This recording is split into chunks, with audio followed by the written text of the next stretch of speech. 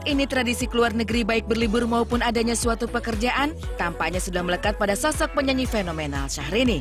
Dan untuk kesekian kalinya di momen lebaran kali ini, wanita asal Bogor, Jawa Barat itu merayakan Hari Raya Idul Fitri tidak di tanah air, melainkan di luar negeri, tepatnya di negara Hong Kong. Namun kepergiannya saat ini tidak hanya ditemani ibu dan adiknya saja. Justru Syahrini mengajak hampir sebagian keluarga besarnya yang berjumlah mencapai 25 orang itu. Nantinya akan merayakan lebaran, serta mengajak beberapa keponakannya berlibur ke berbagai tempat wisata di Hong Kong tersebut. Amin 2, saya kelelahan. Saya capek sekali, insya Allah masih menjaga puasa. Terus ini ber-25 orang keluarga besar mau menuju Hong Kong. Kita akan berlebaran di sana. Nanti sampai sekitar jam 9 malam berbuka di sana, bertarawih di sana untuk 2 malam. Jadi ada kesempatan untuk meraih malam Lailatul Qadar insya Allah. Dan memang kepengen itikaf juga di masjid yang dekat hotel, sudah di booking sama orang kita yang ada di sana.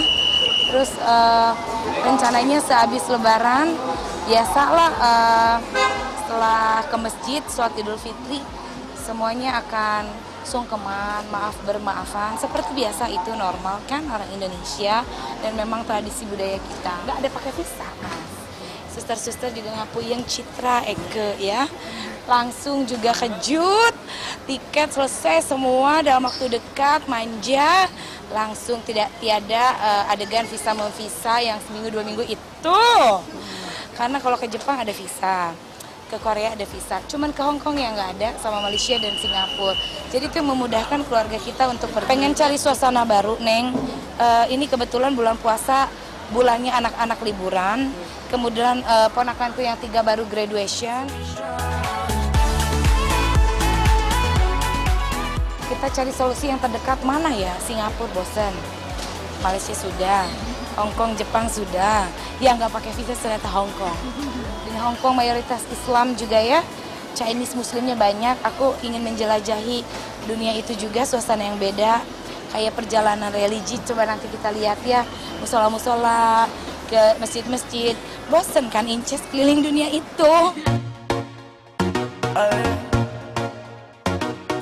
Di kesempatan liburan kali ini, Syahrini memang tidak hanya membawa sebagian keluarga besarnya saja. Menariknya, wanita yang saat ini masih berstatus single tersebut tak tanggung-tanggung memboyong 5 asisten rumah tangganya. Lantaran ia ingin membahagiakan kelima ART-nya itu yang selama ini telah setia bekerja bersamanya. Kebetulan mbak-mbak di rumah yang dibawa. Sopir kan kemarin sudah diumrohkan.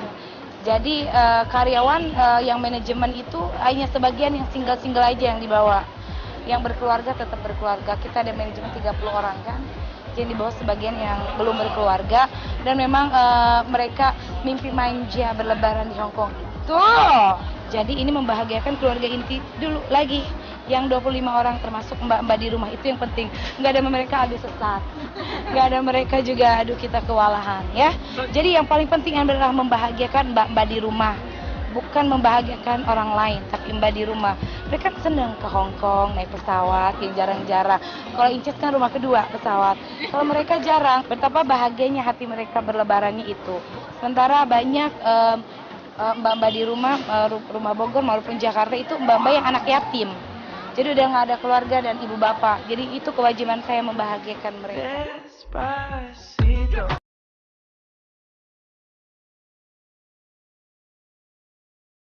Tidak hanya Hong Kong saja yang menjadi tujuan Syahrini di momen lebaran dan liburannya kali ini.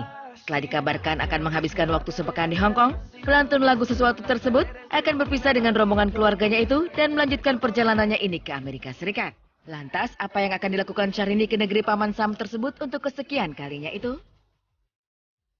Saya kan mau lanjut ke Los Angeles. Saya ada urusan dokter tenggorokan saya, jadi mau ada tindakan di sana. Begitu landing, istirahat semalam, besoknya langsung ke rumah sakit. Jadi saya dan beberapa tim, 1-2 orang melaju ke Amerika. Dari Hong Kong kan sudah dekat.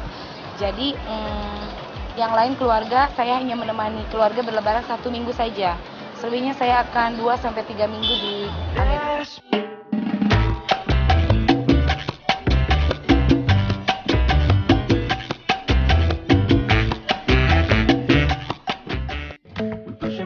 jadinya kita ekspektasinya dia udah ngerasa ada kontraksi, tapi dia ngerasa bahwa kontraksinya masih mild gitu. Jadi tadi berpikir mungkin ketika nanti diobserv sama dokter kita masih bisa pulang lagi, baru hari ini mungkin sore ini kita ke dokter lagi untuk proses persalinan. Tapi ternyata enggak, ternyata pas pagi tuh pas udah sahur, pas banget saya sahur di sini juga soalnya. Terus pas dicek sama suster ternyata udah bukaan 3, jadi Atika udah nggak boleh pulang lagi ke rumah. Terus sekitar jam 6, jam 7 pagi, saya sih nggak tidur, saya ngeliatin Atika aja. Atika tidur, bangun, terus dia ngerasa ada kontraksi, ngerasa ada rasa sakit, terus tiba-tiba kebangun lagi, tidur lagi, dan akhirnya kebangun, terus tiba-tiba udah bukaan 5. Dibarengi juga dengan ketubannya pecah gitu. Terus akhirnya ya udah nunggu terus sampai akhirnya pindah ke ruang persalinan sekitar pukul 8, jam 9:32 anak pertama kami lahir. Alhamdulillah. Sebagai seorang suami, Rio merasa bersyukur saat mengetahui jika istrinya berhasil melahirkan sang buah hati melalui proses persalinan normal. Pria 30 tahun ini menjelaskan, jika ia dan sang istri selalu berusaha untuk memprioritaskan persalinan normal karena tidak ingin terlalu dimanjakan dengan teknologi. Gak tahu ya, saya sama Tika tuh memang orang yang agak old soul gitu loh. Kita ya memang sekarang banyak teknologi yang bisa membantu, tapi kalau kita ngomongin zaman dulu, orang-orang tua kita juga belum ada tuh teknologi kayak bisa sesar gitu. Apalagi orang-orang yang zaman purba dulu tinggal di hutan, mungkin nggak ada bidan, nggak ada rumah sakit. Mereka ya tetap bisa secara nature, secara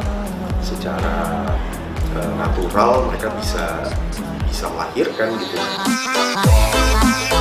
Rasa haru mulai menyelimuti Rio tatkala menyaksikan dengan kedua matanya detik-detik sang bayi hadir ke dunia. Tanpa perlu berpikir panjang, ia dan sang istri pun langsung menyematkan nama untuk buah hati yang diharap bisa menjadi doa yang dapat menuntun jalan hidupnya kelak. Meskipun pada kenyataannya, Rio sendiri belum mengetahui arti nama dari sang bayi. Perempuan dengan nama Salma Jihan Putri Dewanto. Apa ya artinya? Atika yang tahu artinya sebenarnya. Kalau nama Salmanya udah dipersiapkan, terus saya pengen namanya harus ada Dewantonya gitu. Karena ya itu family name saya yang pengen saya bawa nanti ke anak-anak saya gitu. Terus Putri karena ya maksudnya putrinya Dewanto gitu. Jadi mungkin kalau anaknya laki-laki namanya bukan Putra tapi mungkin lain, tapi karena Dewanto kan terlalu nama laki-laki kan, jadi saya harus kasih nama penyambung ya Putri. Kalau Jihan baru pikiran tadi siapa ya, Salma Putri Dewanto kayaknya ini kurang ini, terus akhirnya pikiran ini Jihan oke ya, terus langsung Jihan gitu, Salma Jihan Putri Dewanto. Sebenarnya kita mempersiapkan juga laki-laki karena kan kita nggak tahu tuh jenis kelaminnya, kita belum tahu jenis kelaminnya apa kan, jadi kita udah mempersiapkan 2 nama sebenarnya. Dengan sedikit bercanda, Rio mengatakan jika anaknya Salma sangat mirip dengannya, terlebih dalam urusan tinggi badan. Untuk ukuran anak yang baru lahir, Rio menganggap jika Salma tergolong lumayan tinggi, yakni 51 cm. Berat badannya 3,38 kg, tingginya 51. Itu lumayan tinggi sih, kelihatannya panjang-panjang, jarinya panjang-panjang gitu. Ya, mungkin keturunan saya kali ya, saya kan agak kurus dan lumayan jangkung. Tanpa membuang waktu, Rio langsung membagikan kebahagiaan yang ia rasakan kepada kerabat dan juga para penggemarnya. Dengan cekatan, ia langsung memposting foto-foto sesudah dan sebelum persalinan, lengkap dengan foto sang bayi yang dibalut dengan kain berwarna merah. Namun ada sesuatu yang berbeda dari anak Rio. Dalam foto tersebut terlihat jelas jika ari-ari sang bayi tidak dipotong dan dibiarkan begitu saja. Rio pun menjelaskan jika hal ini ia lakukan secara sengaja karena sempat mencari info mengenai pentingnya ari-ari bagi bayi baru lahir. Iya, salah satunya juga kita mencari tahu kan. Maksudnya ada beberapa hal mungkin secara medis banyak masih bertentangan sih pro kontra ketika ari-ari itu dipotong, apakah itu baik atau tidak, kegunaannya untuk apa, dampaknya seperti apa. Tapi juga dari WHO sendiri juga menyarankan tadinya 3 menit, kemudian sekarang jadi 5 menit baru dipotong. Ya kita mencoba untuk memperpanjang aja, biarin aja lepas dengan sendirinya. Toh juga seperti yang kita baca dan dengan informasi yang kita dapat, hari-hari itu juga dengan sendirinya dia bisa akan lepas ketika dia udah mengerti.